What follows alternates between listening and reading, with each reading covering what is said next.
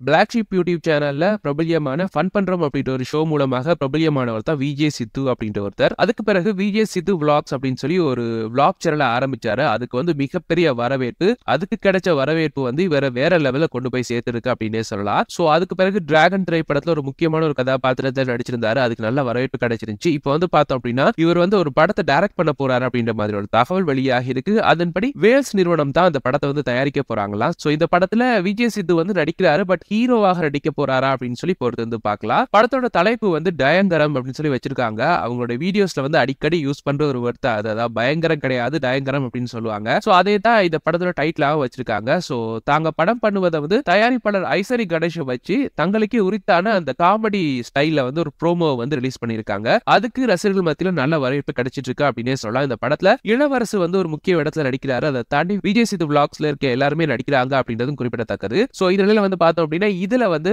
விஜய் சித்து விளாக்ஸ்ல வந்து இப்ப பெருசா வந்து டச்ல இல்லாத ஒருத்தர் கேமராமேன் சூரிய நாராயணன் அப்படின்ற ஒருத்தர். சோ அவர் வந்து பார்த்தோம் அப்படின்னா கண்டிப்பா இந்த படத்துல இருக்கணும் இல்ல அப்படின்னா அவ்வளவுதான் அப்படின்ற மாதிரி இப்பவே வந்து விஜய் சித்து விளாக்ஸ்ல போடப்பட்ட இந்த வீடியோக்கு கீழே ரசிகர்கள் வந்து கமெண்ட் பண்ண ஆரம்பிச்சிட்டாங்க. சோ சூரிய நாராயணன் உங்களுடைய ஆரம்ப காலகட்டத்தில் இருந்திருக்காரு. அதாவது விஜய் சித்து விளாக்ஸ் ஆரம்ப காலகட்டத்துல. சோ கண்டிப்பா அவர் இல்லாம மட்டும் படம் பண்ணாதீங்க. அவரை வச்சே படம் பண்ணுங்க அப்படின்ற மாதிரி ரசிகர்கள் வந்து கருத்து தெரிவிச்சிட்டு இருக்காங்க. பட் அவர் வந்து பிரிஞ்சு போயிட்டாரு அப்படின்ற மாதிரி சொல்லப்படுது. இருந்தாலும் வந்து ஒரு சில வீடியோஸ்ல வந்து வந்துட்டு தான் இருக்காரு. சோ வெயிட் பண்ணி பார்க்கலாம் சூரிய நாராயணன் இந்த திரைப்படத்துல நடிக்க போறாரா இல்லையா அப்படின்னு சொல்லி.